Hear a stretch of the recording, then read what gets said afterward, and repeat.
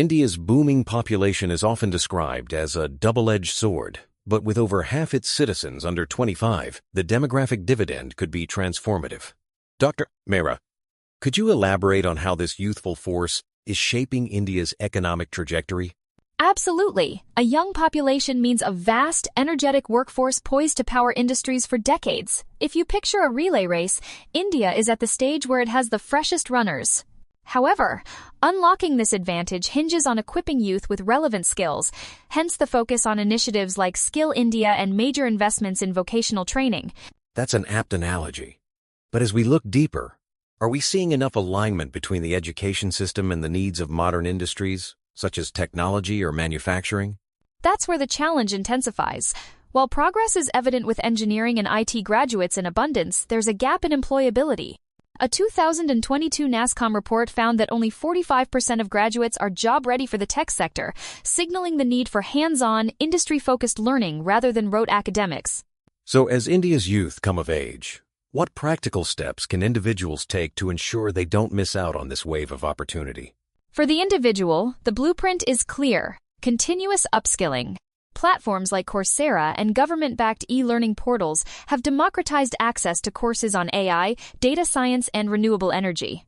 The most resilient individuals are those who view learning as a lifelong journey, not just a degree. Let's pivot to another cornerstone: India's digital transformation. With over 800 million internet users, the scale of connectivity is staggering. How has this digital backbone changed the socioeconomic landscape, especially for startups and rural communities? The digital surge is India's great equalizer. Take UPI. For example, over 9 billion transactions in a single month have made cashless payments mainstream, even at roadside tea stalls. Startups can now reach remote customers, while rural students access world-class education via smartphones, bridging divides that seemed insurmountable a decade ago. That's remarkable, but digital inclusion isn't just about access, it's about empowerment. Are there risks of leaving certain groups behind, such as women or the elderly, in this rapid digital shift? Indeed, there's a digital gender gap. Only 33% of rural women have internet access compared to 57% of men. Bridging this requires targeted digital literacy programs. Hypothetically, if we close this gap, McKinsey estimates India could add $700 billion to GDP by 2025, underscoring the stakes involved. Building on that, how can entrepreneurs leverage this digital wave to create lasting impact and prosperity, both for themselves and the wider community? The key lies in solving real problems at scale, be it fintech apps for micro-entrepreneurs or telehealth platforms for rural clinics.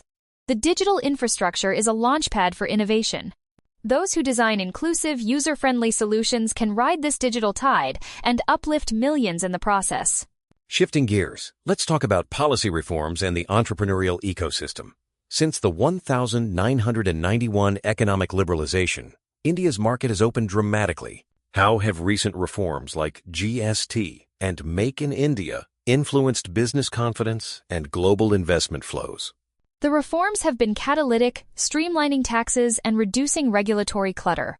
GST unified a labyrinth of local taxes, sparking a 40% rise in tax compliance and making it simpler for businesses to scale. Make in India, meanwhile, has attracted over $80 billion in FDI since its launch, signaling global faith in India's promise. That's significant progress. But every rose has its thorns. What hurdles do entrepreneurs still face, especially when launching or scaling up ventures in sectors like manufacturing or agritech?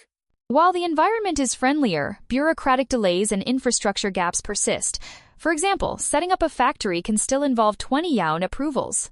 However, government incentives like the Production-Linked Incentive (PLI) scheme are game changers, offering financial rewards to firms that boost local manufacturing.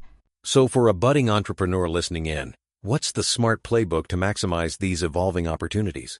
Focus on high-growth sectors: clean energy, health tech, agritech, where both impact and investor interest are strong. Tap into government schemes, embrace global collaborations, and cultivate resilience.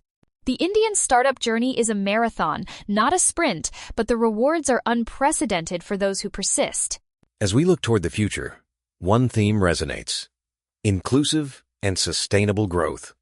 Rapid advances can sometimes widen divides. How is India addressing regional disparities, urban-rural gaps, and the pressing issue of climate sustainability? The government is investing in infrastructure-smart cities, high-speed rail, and renewable energy to weave together disparate regions. Green policies and a 90 billion push for solar energy aim to decouple growth from carbon emissions. Yet, inclusive prosperity depends on expanding education and healthcare to underserved areas. That's promising. But what can individuals and local leaders do to ensure these benefits reach the grassroots, especially in remote or marginalized communities? Grassroots champions play a pivotal role. By mentoring youth, championing digital literacy, or pioneering microenterprises, they can catalyze change from the bottom up. Imagine a rural collective using solar power to run cold storage. Small innovations can ripple out, transforming entire villages. For our listeners eager to be part of this journey, what's a practical first step, whether as a worker, entrepreneur, or policymaker, to align with India's growth story and contribute meaningfully? Start by staying informed, track government schemes and policy changes, invest in upskilling and digital tools, or for entrepreneurs, seek out incentives and global partners. Above all, adopt a mindset of lifelong learning and collective progress. India's rise is an open invitation. Those who act boldly can share in its prosperity.